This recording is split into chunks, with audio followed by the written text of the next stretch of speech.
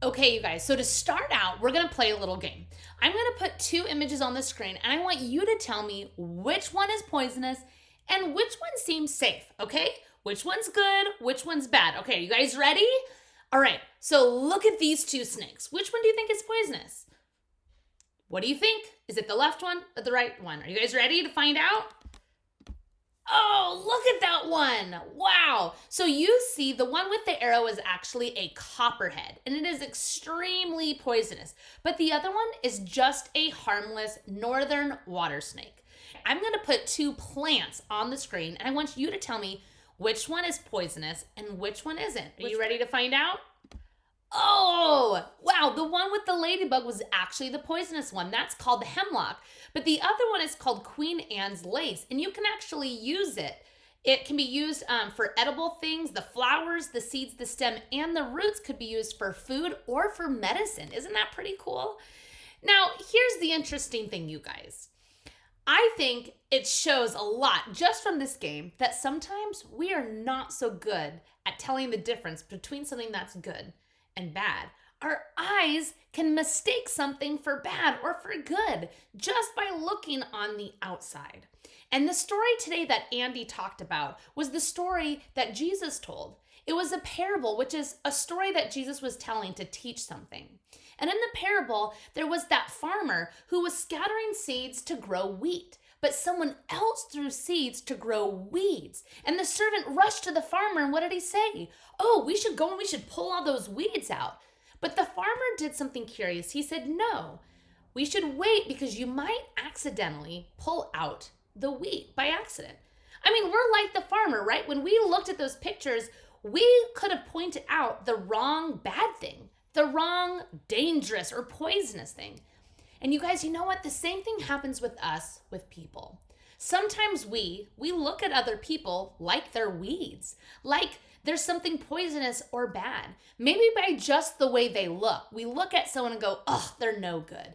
Maybe by the things that they've done or the things that they've said. We go, oh, they're no good. They're like a weed. We should get rid of them. We should have nothing to do with them. You see, a lot of us, we're very impatient with other people and we judge other people. In fact, some of us, we are so quick to even enact revenge. We want justice. If someone hurts us, we want justice now, and we will even take justice into our own hands.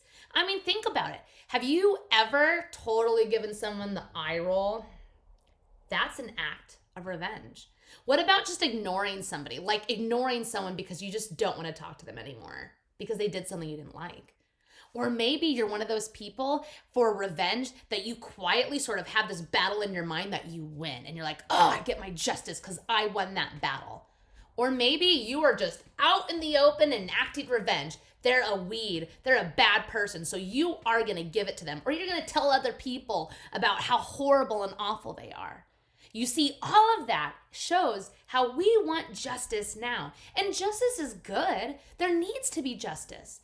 But Jesus in this illustration said that sometimes we need to be patient, and God is patient.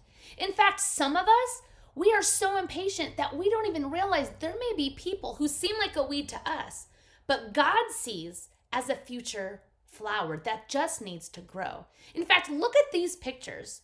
Do you see all these beautiful plants? They are beautiful. Look at all those colors. Some people actually say that those are weeds, that they are things that you should take out of your garden and get rid of, that they're not good. But when I see them, I'm like, wow, those are beautiful. In fact, there's a quote I want to share with you.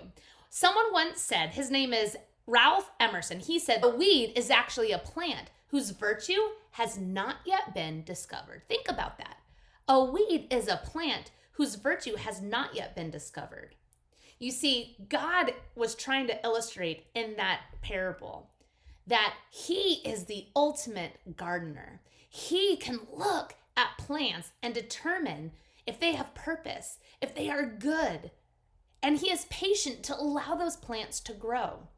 Whereas we can't even decipher which one's a weed and which one's not.